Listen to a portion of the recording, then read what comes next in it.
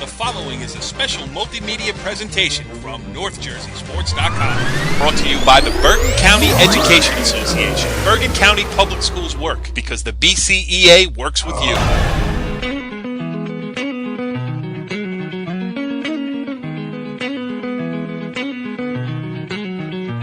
It's a snow day, so it's hockey night. NorthJerseySports.com's original multimedia series talking all things North Jersey ice hockey. And what a better time of the year could it be to be talking about hockey? We got the Olympics going on. We got snow outside. We got the Maeven, Kevin Sabella, the Mahurter head coach, joining us here. Coach, what's going on? Nothing, man. Ready to go. It seems like every time we have the show, we're getting 5 feet of snow. So I don't know what's going on here with the show and the snow, but it seems every time we want to do the show, we get a lot of snow here. But yeah, I call for that. It's like ambient lighting in the studio. You know, when I'm talking hockey, I want snow falling outside my window. I figured that, and you're welcome to come over here and shovel if you like it so much. But no, ready to go tomorrow night for a game. So we got the Olympics going on. We got the Cup playoffs tomorrow and Saturday. So I mean, hey, if you're hockey fans, good time of the year. Absolutely. We're going to talk about everything tonight. We've got a lot of coaches joining us as we preview some of these some of these Cup matchups. We've got Larry Mahurter from St. Joseph Regional will join us on the show. Andy Escala from Tenafly will join us as well. We have Lee Barber from Ramapo and Nick Crouch from Lakeland. So a full guest list. But the real breaking news for the evening, and for those who have been following along on It's Hockey Night here on NorthJerseySports.com, and if you haven't been following along, you can go back to our YouTube page, youtube.com/NorthJerseySports. Listen to old episodes. The continuing saga of the snowblower of Cory Robinson. Is it fixed? It's working. It's fixed. We're ready to. We were out there, so that's why the show got a little bit delayed tonight. But we're out there. It's good. My neighbor didn't offer any help the last 2 weeks, so we had to get it fixed. So we're ready to go. Well, what better than this? We got snow. We have Big North Cup action coming up, and we had a snow day today. And we got to watch Olympic hockey all day. It's not a bad thing. Yeah, it really is good. I mean, if it continues to snow this way, I'll be watching Olympic hockey from beneath a caved-in roof. But even still, as long as the TV still works, I'll be into it. So we'll talk a little bit about that. We will allow our two co-hosts to talk a little Olympic hockey later in the show. We will also do our top 10 rankings. But mostly what we're here to talk about are the Cup playoffs. We're going to have the aforementioned guests on, but since we have a resident high school head coach on staff here on It's Hockey Night, Kev, you've got Indian Hills in the first round, 0-2 against them during the regular season. What do you got to do to turn things around here? Slow them down. They're very good. Yes, very good offensive team. They seem to be playing better lately. Obviously, Murph does a very nice job with them in all aspects of the game. They got a hot goalie who was an award winner for this show, and Josh, who's very good behind there, and they got some firepower up front. So just looking for ways to slow them down, and obviously we got to find a way to solve to try and get a goal, more than one goal probably against Josh. But I think our kids are ready. We've had a nice practice Tuesday and Wednesday before this snow came. So hopefully we'll be ready to go. We'll see. A lot of times in these games, it's, a silly mistake, and, next thing you know, you're going home. So for us, we got to play a complete game. We can't take any shifts off and staying out of the box. And hopefully our goalie, Johnny Capoin, will have a big game like he's been doing for us all year. So we're excited for the opportunity, certainly, tomorrow. Cory, what you got odds for this game? There is no betting. I wouldn't want to be coaching against Mr. Welty tomorrow night. I've got a feeling he's going to play a big game tomorrow. But hey, the Maeven is the Maeven. You never know. That's right.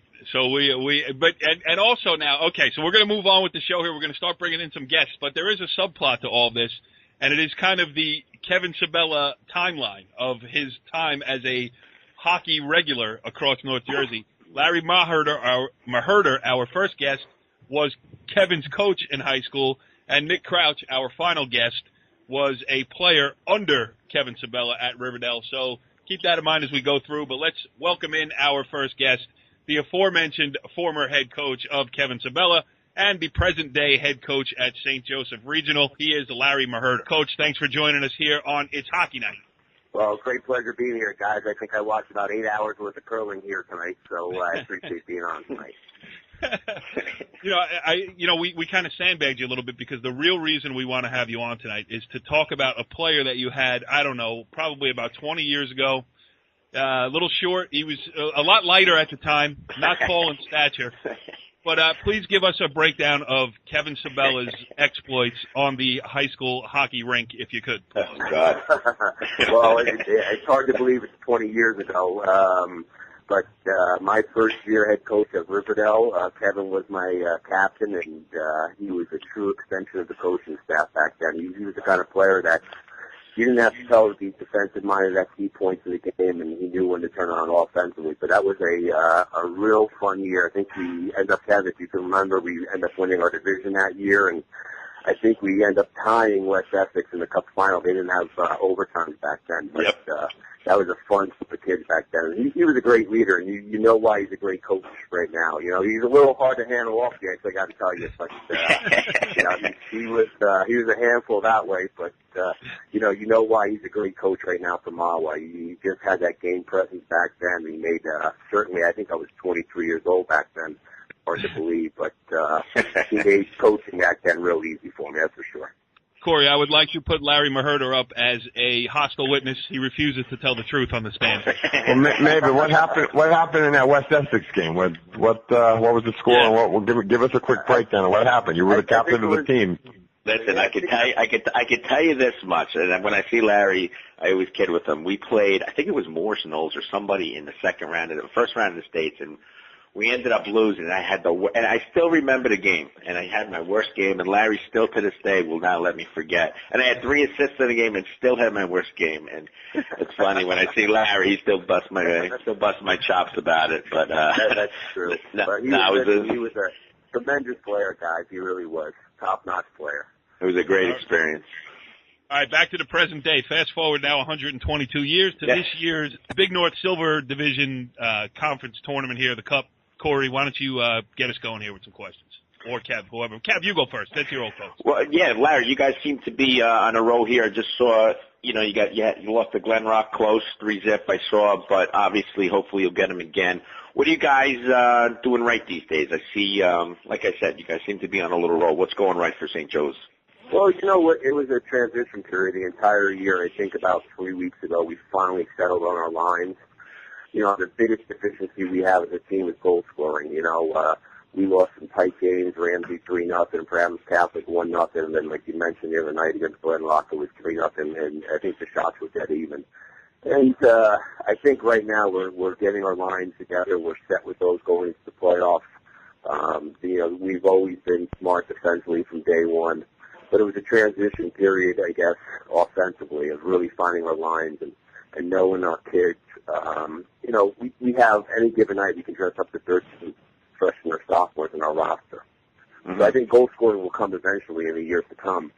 When you're young like this, it's very difficult, especially in tight games. So, the confidence is building, and once it does, we'll be okay. Gotcha. How about this? Is this your first, I know over 200 wins in your career as a head coach. Is this your first foray into the parochial side of it? Yeah, I'm a parochial guy. I played at St. Joe's back in the 80s, but this is actually my first time coaching in the privates. I've been looking forward for a long time. You have your struggles at the public schools of getting kids to get into the program. You do a lot with your feeder programs and stuff like this, but at St. Joe's, the great thing we have is this year we have 53 kids in our program. We have another 18 coming in next year. Like I said, we're young. So there's a huge advantage in the privates over the public, in my opinion. But everybody says the privates go out and recruit. We're looking for kids that can fit in our program, not only academically, but on the ice and other athletics as well. We want to see somebody come into St. Joe's that, plays 2 or 3 sports, not just ice hockey. So, it's a challenge, but I enjoy it on the private side. I really do. All right. Wow, just to jump in here, it's a little funny looking at some of the results. You beat DePaul twice, lost to Paramus Catholic twice, but DePaul beat Paramus Catholic twice. What do you make of that? That's pretty peculiar. Yeah, I just think teams have, teams' numbers sometimes. I thought we played really well against Paramus Catholic the second time around. first time around, the first game of the year, we were missing our starting goaltender, and our senior captain, Steve Shapiro. And the second time around, we outshot them. I think it was 31-20. We outplayed them. We just couldn't put the puck in the net. And I think, we played a little bit more defensive-minded against DePaul. I think when we do that, we can transition better with the puck, and it helps us with offense, believe it or not. The other night against Paramus Catholic, we were just running gun the whole time, working on our forechecks. And I just think, their kids play lights out. But I think it's just Cory. Sometimes you get a team's number and you have it for the season. I mean, a couple of years ago when they had Mark Spezia in there for Lakeland, we beat Glen Rock 3 times. And Glen Rock was one of the best teams around. And I know Serge was scratching his head that year, but we beat them both times in the regular season, and we beat them in the semifinals in the Cup that year. So you just have the team number sometimes. That's how it works out. Yeah, you can't figure it out in any sport. I mean, that's the great thing about it, because who knows what's going to happen on a night-in, night-out basis. Absolutely. So, yeah, Larry Mahurter, the man who gave us Kevin Sabella. Thank you. Thank you for taking time out of your busy curling schedule. And you are the first guy that I've met who's even watched a minute of anything other than Olympic hockey. I'm having a hard time myself settling into Sochi. So I tell you, I've watched curling so much that I still can't figure it out. It's got to be a simpler sport than that. But no kidding. Shuffleboard on ice. Who would have thunk it? Absolutely. Well, Larry, thanks for joining us here on It's Hockey Night. It was great stuff. Good talking to you. Good luck in the Cup, and then going forward into the state tournament. And as things develop, we would love to have you on again. My pleasure, guys. Take care. Next up on the coaching carousel, as we continue to take a look around, preview the Cup action coming up this weekend, if we can ever dig out of the 79 inches of snow that have fallen across Bergen County and places far and wide in the last couple of days. We welcome in Tenafly head coach Andy Escala. Coach, thanks for joining us here on It's Hockey Night. Thank you. So we had Larry Mahurter on before you, and he said that he was passing the time by watching curling. How are you staying sharp? Shoveling my driveway, watching some film. So playing with my.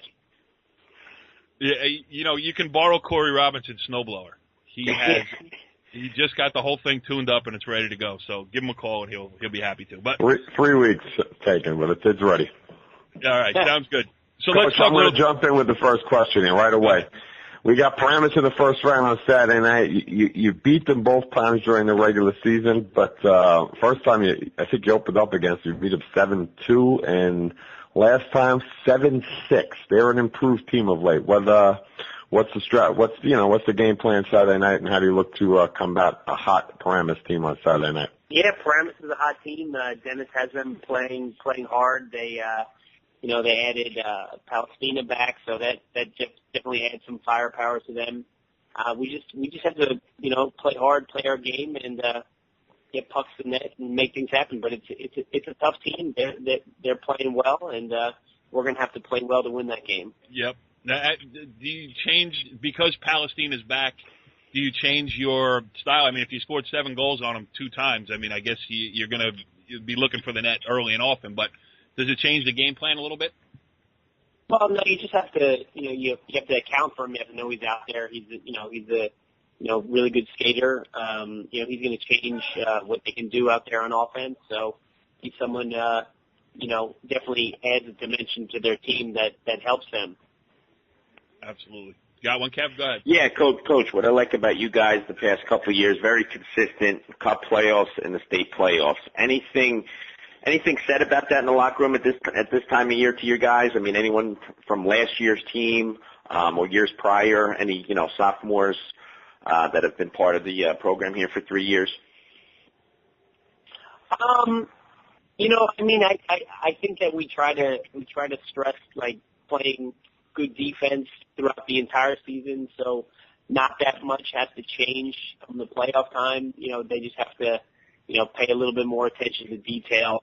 But we do have some some juniors and seniors who played on that state finalist team, and I try to lean on them to try to get the locker room taken care of and getting the players motivated to play in these games. Because for the seniors now, this is it. You play and you win, you get to play more games. If you lose, then you're really down to 1 game.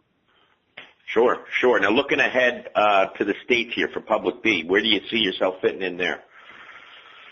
Honestly, I really have no idea. We had a good win against Ridgewood, who's obviously, they're like a 17-win team. We played great against them. We won 3-1. We had a tough loss against Sparta, who we outshot 35-10, and that was a 5-2 loss. So that was a tough one. So I guess it could go any way. Yeah, it sounds. You know what? It makes me feel a little bit better. I hear these coaches talking about playing decently and losing. It seems like that's hockey. I guess that's high school hockey, and you even see it at the higher levels. But at least I get a little taste of it hearing it from other coaches. It's nice. It's nice. Yeah. Everybody's in the same boat, certainly, yeah. And especially in the public schools. And that's one thing, Coach. We weren't doing It's Hockey Night 2 years ago when you made the great run to the state final and to the county final. But just if you can look back on it real quickly, the idea of, a small public school with a tight-knit group of kids. I mean, I know that senior class, I only know that because I did the posters for them. They were a tight-knit group that came up together, and those only come through every so often. When you look back at it now with the, benefit of hindsight, just how special it was to have a group of players like that. Not saying you can't get hot and make a run again, this year, but that year people looked out from you from day one of the season, and you carried it all the way through. Yeah, no, I mean, that is the, what you have in public school when you have that, a large group of kids that come up and they've been playing together and, they play together for 4 years and they kind of gel. It's nice. Those things are special. They're few and far between, unfortunately, unless you're at Randolph or what now Ramsey is getting, a lot of schools, we're lucky we get 4 or 5 kids every year and, these schools, like, 2 years ago I had, 13 seniors. So those are nice troubles to have. Absolutely. Well, good stuff here. We wish you the best of luck in your first round cup game against Paramus on Saturday. And thanks for joining us here on It's Hockey Night. All right. Thanks for having me on. Next up, we have Ramapo head coach Lee Barber. And, finally it's on Hockey Night. We have a real live Canadian joining us on the other end of the phone. So, Coach, thanks for bringing in the international flavor. Much appreciated. No problem, Moses. Thanks for having me. Well, long-time listener. First time caller. I think that's the first time that's ever been used on It's Hockey Night. Appreciate it. So, Coach, before we get into Ramapo's first-round cup game against Lakeland on Friday night at 8 p.m., I hope I plugged it. How about talking about Team Canada, a big win in Sochi on the opening night of their games. I'm sure you were watching it with nothing else to do, buried in snow. Yes, I watched that and the U.S. game. Both games were fantastic. It's actually fun watching them on the big ice. If you give those Canadian guys a lot of room, you're in trouble. They didn't put a lot of goals in, but they dominate the play. How about this? We're down here, we got 13, 14 inches of snow out there today. I mean, is this just like a regular Tuesday in Canada when you were growing up? Yeah, pretty much. Yeah, I never heard of a snow day till I moved to New Jersey that way. Yeah, it is crazy. All right, Cory, go ahead. Let's talk some high school hockey. Coach, what do we got tomorrow night? We got a Lakeland third time you're playing them. Very weird scores. They beat you 4-1. You beat them 7-0. So something's like got to give tomorrow night. What do you attribute those scores to? Those are kind of weird scores. That's pretty much been our MO all year. The game we lost 4-1, we were missing our top defenseman, Sean Johnson. He was with his travel program. Okay. And we've been like that all year. Anytime we didn't have him, we were a different team than when he was there. We have a very young defense, so when he's not there, they tend to sometimes try to do things he would do instead of being their own selves, doing their own game. And he just generates so much offense from the back end that makes our forwards even that much better. So if you'll see scores of lots of games like, whoa, they did really well with them, and then the second time they did terrible. He missed 5 games, and we lost all 5 of those games. Well, without letting the cat out of the bag, will your defensive core look good tomorrow night? Yeah, he'll be there. Okay. Good Cory enough. Robinson really getting the hang of the follow-up question. I'm proud of you, pal. Mr. Maeven, Mr. Lee, and you, I know, are good friends, but there could be a possible matchup sometime in this playoff. So you could ask him a nice question. Be nice. Yeah, no, I'm always nice, Coach. I always like coaches' teams. They always work hard, always solid goaltending here. What do you guys got to do well tomorrow, Lee, to get a win versus Lakeland? Well, you said it, work hard in goaltending, and it's when it comes on these one-game knockouts, goaltending is such a key. And tomorrow, we got to stay out of the box, keep that puck deep, and keep pressure on them, and get the first one. We seem to get that first one. Pressure off. Does the Brown kid? Does the Brown kid give you fits out there? Yeah, he's a nice player. That's exactly what happened the first time we played him. We didn't have Murph. He was too much for our young guys to handle. Yeah. And they weren't expecting that. Second time we saw them, we knew what to expect, and the guys were they're better at keeping their gaps close and keeping on top of them. And they took the second time too. They took a lot of penalties, and that's the key. That's stay out of the box. Mm-hmm. Stay out of the box. Yeah. It should be a good game, but very similar teams. Should be a good game. Go ahead. I was gonna say you got in the standings. If you look at them, you got us and Indian Hills and West Milford and Lakeland and Mahurter, all real tight, and any given night, any one of those teams is gonna win. And you throw Winning Hills in there too, because we've played them tight too. Yeah, no question. Coach, you've played a tough schedule this year. Maybe tougher than some of the teams who were included in the Bergen County tournament. I said that, not you. I said it. Yeah. But how much does playing those tough teams out of conference and wherever else you played them, come into play here as you move down the stretch? You said with your full complement of players coming back, with a little experience to lean on in big games. You think that can help you moving forward here? Yeah, most definitely. Because we only have 5 seniors and the rest are freshmen and sophomores. So now, early in the season, Christmas time, when you're playing a tough schedule, they're truly our freshmen and sophomores. But now we've had a whole season under our belt. We're at the end. Those freshmen, since they've been playing all year, they're really sophomores now, and the same with our sophomores. They've got 2 years under their belt now, so they're not young guys anymore. That's one thing they try to stress to them in practice. Like, you guys realize you played a full season now, and you're at the end of the season, end of your first year, and you're no longer the young guys. You got your seasoned veterans. Yep. A lot of ice. So it was good. It was good playing, and it hurt our record, but hopefully the powers that be will recognize that and reward us with an at-large bid. I just wanted, Coach, I complimented Cory Robinson for the follow-up question. I am going to compliment myself for lobbing that slow pitch softball up there, and I compliment you for knocking it out of the park. He did knock it out of the park, and we hope Ramapo is a part of that tournament, and they will definitely last longer than the Toronto Maple Leafs did last spring. That's a private joke, though.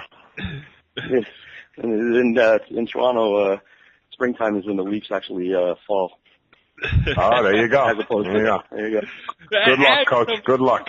Some authentic Canadian humor to wrap up Lee Barber's appearance here on It's Hockey Night. Coach, I always like running into you in the rink. We have a good time together, and best of luck moving forward here in the Cup playoffs and in the States. And I keep promising you, but I'm going to keep my word, and I will be out of the game one of these days. No problem. Thanks for having me, guys. It's good talking to you. Go USA. All right, we go from one part of the Cup matchup of Ramapo against Lakeland to the other side now as we welcome in Lakeland's head coach, Nick Crouch. Coach, thanks for joining us here on It's Hockey Night. No problem, guys. Thanks for having me. Well, it is a pleasure to have you, and especially because the subplot to tonight's show is This Is Your Life, Kevin Sabella. We had his former high school head hockey coach on, and now I want to know, how was it to be coached by our very own and beloved Maeven when he was an assistant at Riverdale? I mean, can you say any good things about him? Any good memories from that time in your life? Yeah, I kind of had a feeling I was going to get that question tonight. Kevin was a great coach. He was pretty young, when he coached me. I think it was 2000 and 2004, right? So, he was somebody that, he always felt pretty comfortable with. He had no problem approaching, talking to, and, he definitely made me a better player, and kept me focused, on what I had to do. And he also made you a better coach, too. I mean, what was the result of the latest Lakeland Mahwah game? Well, he got us the first time, so, I had to Kevin, do you have any defense, Kev, for no? dropping one? I am defenseless, as we say. No, I have no answer to that. This is the praise and worship Kevin Sabella show tonight, I feel, huh? Yeah. Hey, come on! We gotta give Kev some credit though this year. I mean, he did lose one of his top players, right from the get-go, pretty much. So, the fact that he's kept it going over there and kept everything together, a lot of teams might have crumbled, under that adversity, but. Coach, we hear that every day we do this show. We hear that when we're off the air. So. I knew I liked this guy. I was going to say this is season 1, episode 8 of It's Hockey Night, and we have gone the whole year giving Kevin Sabella very little credit, as you suggested. We've taken care of it. So, Kev, listen, it's interesting though to hear the relationship. So, why don't you go first? Fire away with a question. Yeah, Nick's done a great job over at Lakeland in his first year, 12-10. He's had some early nice wins, over West Milford, Indian Hills, Ramapo, then obviously in the Passaic County tournament. What are you looking for tomorrow night, Nick, with Ramapo? I see a pretty even matched game. You guys seem to run, like most teams, 2-3 good players. I love your Brown players, a very nice player. But I'll tell you what, you guys got some other guys that really work hard. What do you guys got to do tomorrow to get a win versus Ramapo? Yeah, it's going to be a real tough game. Ramapo is a very well-coached team. Lee does a great job over there with them. And the thing we've been talking about all week with them is they really do the little things. They work hard, they crash the net. They really just try to outwork you, and if you don't match their intensity, you could be in for a real long night, and we already experienced that once this season. We got them the first time 4-1 early, but, they beat us up pretty bad, 7-0 the last time we played them, we killed ourselves. We took a lot of penalties in that game, and I think they had 5 power play goals against us. So, we got to clean that up, obviously, and stay out of the box. But, they got some really good players over there. I think they got a stud in that kid Johnson on defense. He really doesn't let you get to the net, and then when you do, you got to make the most of it. And they got some good forwards too. They're pretty deep offensively. They got Soderland and Ruggiero. Most notably, but, they got a really balanced offensive attack at the same time. So, we got our work cut out for us, but, we've been working hard this week and, trying to put together a game plan and, we'll see how it goes. We're pretty confident right now. We've been playing well the past couple games, so. Nice. Nick, how about this being your first time through as a head coach? I mean, I'm sure, you were as prepared as you could be when you took the job, but what's been the biggest thing that you're like, wow, I really wasn't expecting this, or has there not been that moment, I coached at Bernard's for 2 years previous to this, so, I kind of got all that, rookie head coach stuff out of the way down there. Right. And I really felt that made me a lot more prepared to take over here. But, anytime you take over, I really can't put my finger on one specific thing. It's just really, you feel like you don't always have everything. You don't always have a feel for everything. You haven't watched these players play for 2, 3, 4 years. And, sometimes you feel like things, are getting a little loose at times and you really got to tighten them back up. It could be as simple as the power play or the penalty kill not being where you expect it to be. Or just something as simple as face-off plays. And not, doing what you need to be doing on those things and you let up silly goals here and there. So, I definitely think it's been tough at times, with the transition. We have a really, really young team. 11 of our 19 players are, sophomore or freshmen. So, that in itself is enough, to give you some problems at times. But I think we've responded from it. And the kids, game to game have been getting better. And, we've been inconsistent. We've definitely had our moments. But, a lot of that's been our inability to handle adversity at times. And, again, you see that with young teams. And, those moments where we got to tighten it up, we don't always do that. And, I think that's something we really got to start to do this weekend and, throughout the rest of the playoffs. It's just, stay focused every shift, and then you can't have any letdowns at any point, no matter what's going on. Kev, did you have a media relations class over there when you were coaching him at Riverdale? I mean, he's handled it. He's a well-spoken dude. It's funny you say that. He got an A+ in the class. Easily. Kevin Sabella's media relations. I don't trust the professor in that class, man.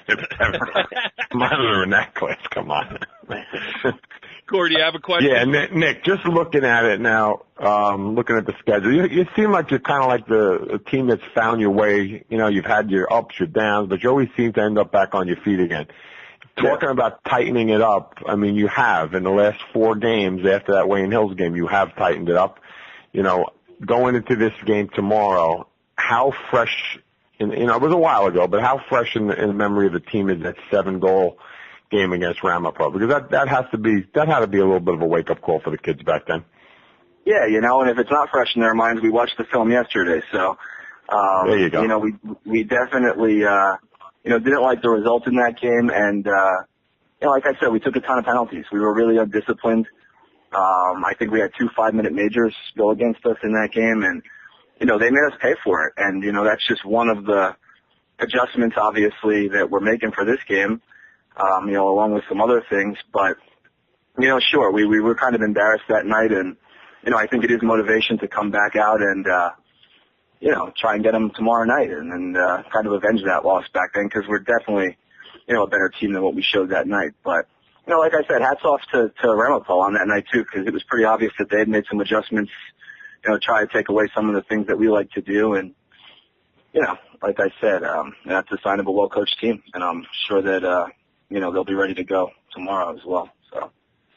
Nick Crouch, the head coach of the Lakeland Lancers ice hockey team, kind enough to join us here on It's Hockey Night. Coach, we wish you the best of luck going forward, and you've done a great job of overcoming the obstacles that were put in front of you during your high school playing days. Thanks a lot, guys. Thanks for having me.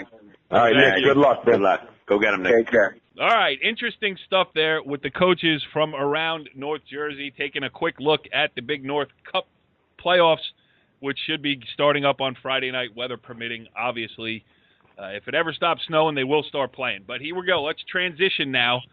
As we head for the Cup playoffs, we got to find out who's good and who ain't. So, the NorthJerseySports.com It's Hockey Night Top 10 list about to be unveiled, and it comes with the usual disclaimer that Kevin Sabella has nothing to do with the rankings. He is merely here to commentate. So please do not air your grievances in his direction should your team somehow not wind up on the list. Let's start with number 10, Cory, and a guest kind enough to join us tonight, Andy Escala's Tenafly Tigers, make an appearance at number 10. Dangerous playoff team. Coach Escala always has his team ready at this time of the year, and anybody that draws them, beware. Number 10, Tenafly. Absolutely. Moving up to number 9, a team that has been everywhere in the rankings, from pretty high to now hanging in there at number 9. Paramus Catholic has an up-and-down season. Kev, what do you make of the Paladins? I think you stole my thunder. You said it perfect. A team that could, like many teams, could lose to anybody, but could certainly beat anybody. I'm looking at some of the teams that we've had in the past year in the top 5, and they're right there with them as Paramus Catholic. So I'm sure Coach Bland's going to be roaring to go in the Cup playoffs, and then, he's got the Gordon Conference, playoffs, state playoffs, which they did very well in last year. So they seem to rise to the top here come late in the season. So I expect nothing different from him. Yes, I mean now the ups and downs of the regular season are fine, but the next down could lead to the end of the season pretty quickly. So Paramus Catholic is a team that could turn around. We'll see if they can do it.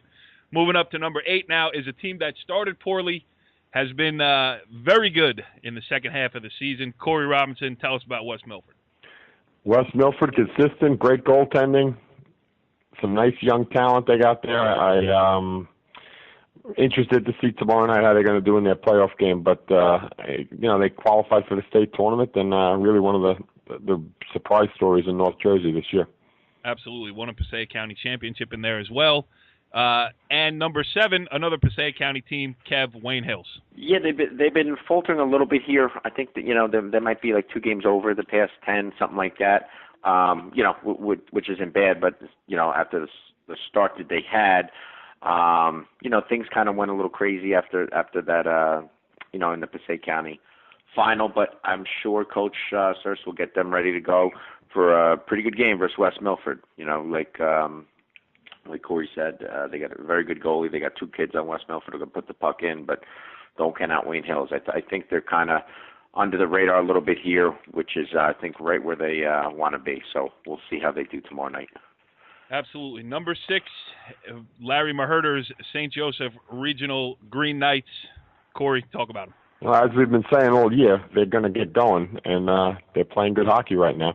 I think it'll be interesting to see if they can get through their first 2 games how they do with a potential matchup with Glen Rock in the Silver Division final. Of course, Glen Rock has to get there too, but it would be interesting to see them play them a third time.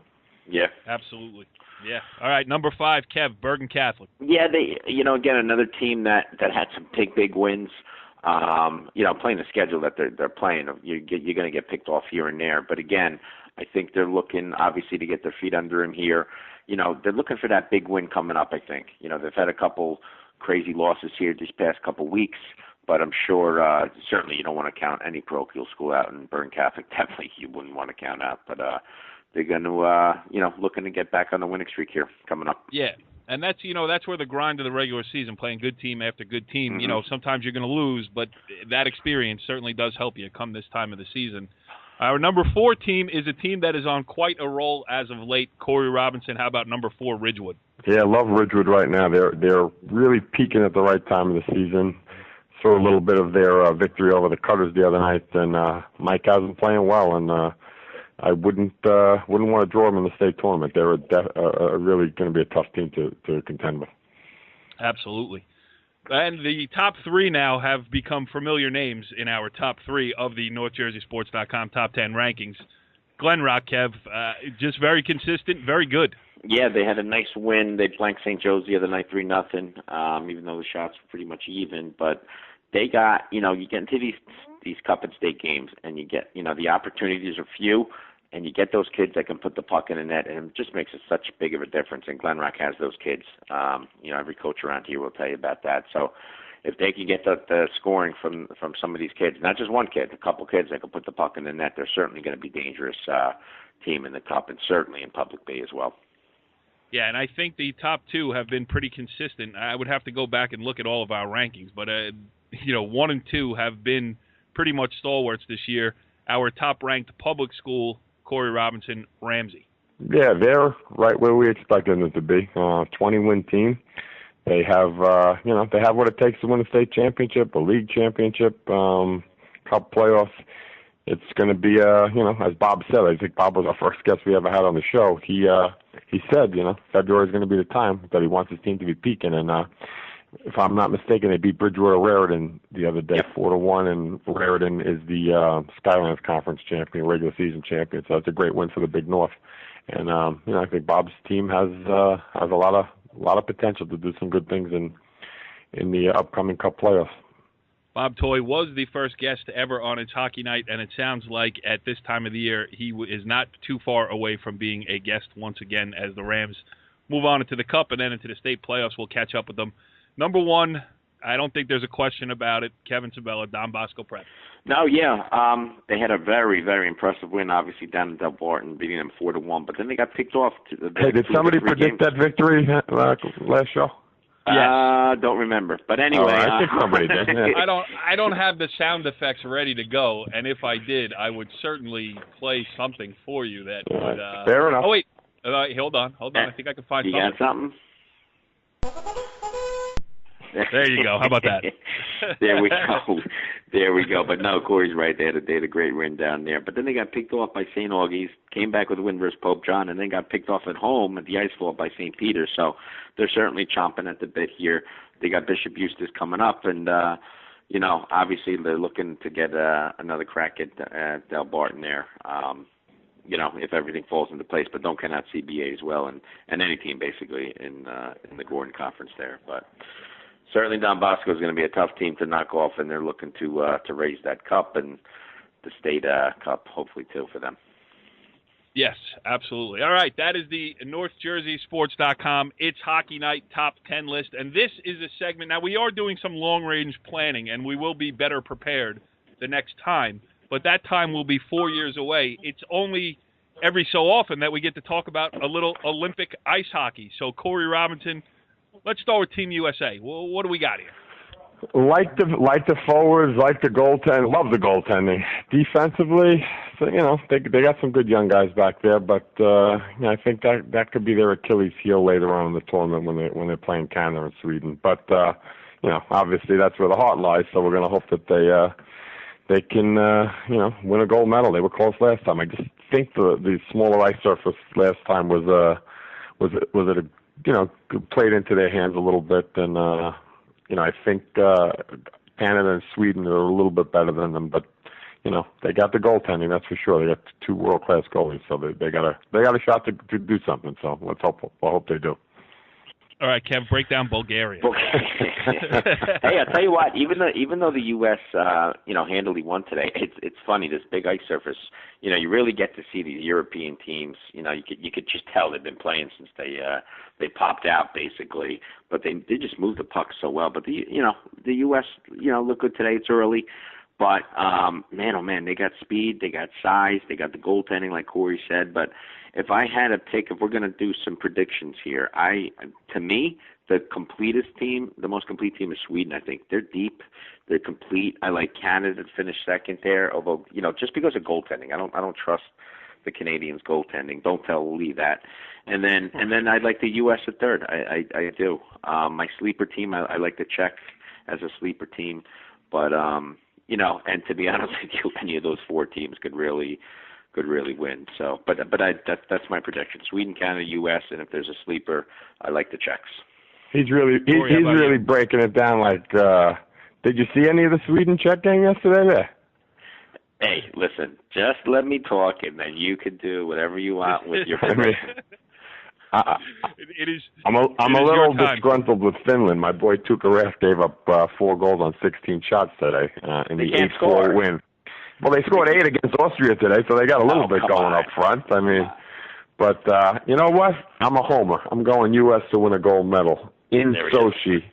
They will beat the Canadians in a rematch somehow, some way. They will get it done, and the King of New York, Henrik Lundqvist, will get a bronze medal, beating the host Sochi team, the Alexander Ovechkin-led Soviet Union.